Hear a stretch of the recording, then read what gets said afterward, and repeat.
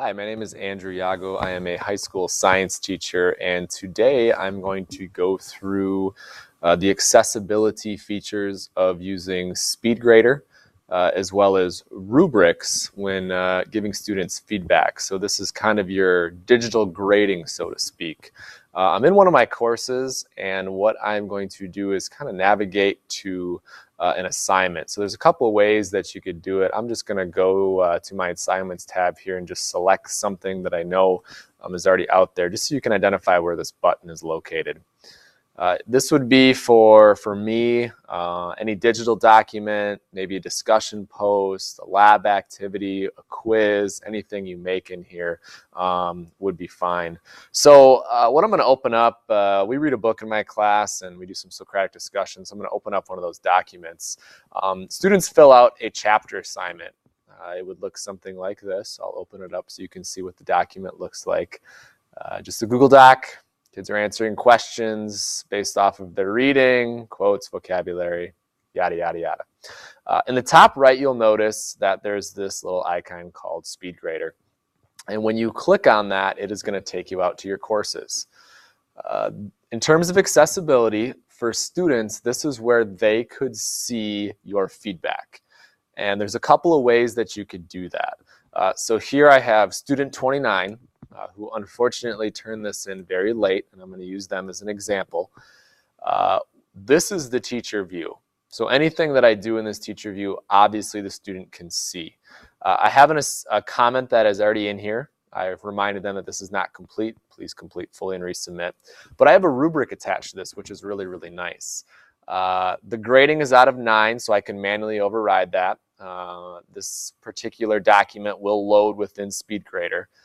If you give them, or they give you certain permissions rights, you could also make comments. Right now, this is only view only, so I'm going to do everything over here. But if you view rubric, I have embedded the rubric, and the students can see this as well. I'm going to slide this over so you can take a look if it decides to slide. It's not letting me slide, sorry. This rubric is based off of this assignment. And what's really nice is once you put in the criteria, which I have here, this is very basic, and the rating scale, you can select this, which is really cool. So let's just say that student answered questions, student interpreted the quote, student completed this. And then if I hit save, that will populate the grade here. Now, what a student can see is they can see their grade out of the total. Any feedback that was given in the rubric, they will see what they selected. So that's why it's really important that your criterion is very specific in here, because then students can get that specific feedback. And anything additional that I might want to add, I can always go here and add a comment. Now, this comment could be typed in.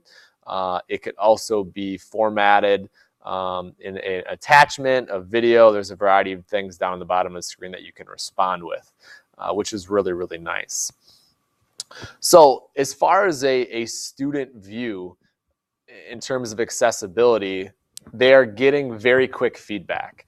They sometimes don't have to wait, which I find to be pretty nice, because I can go through these documents, submit them. Most students will get a response, whether it be an email notification or something, where they are going to say that, hey, this document was graded, and you can go ahead and look at the feedback. Whether they go through their modules, or whether they go through their assignments, or whether they go through their calendar, all that can be seen. So I'm going to go into student view here and just kind of explain where this would all show up. Most students that I've seen will go to one of two places. They will either go to their calendar or they will go to their assignment. I'm going to go to the assignments just so they can see what a student view would look like. I obviously am not a student, but they would click on that document. I'll click on this one right here.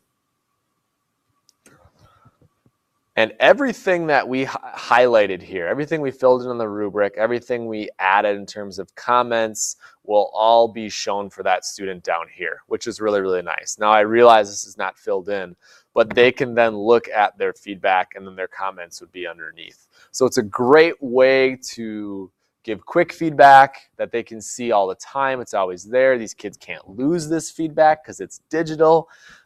So I find this to be a really great way to offer some quality feedback in a digital environment. So if you have any other questions, I'll have a session and I'll talk about not only how to create assignments and look at them in SpeedGrader, but also how to build these rubrics and attach them to documents so that it can make your grading really quick and easy.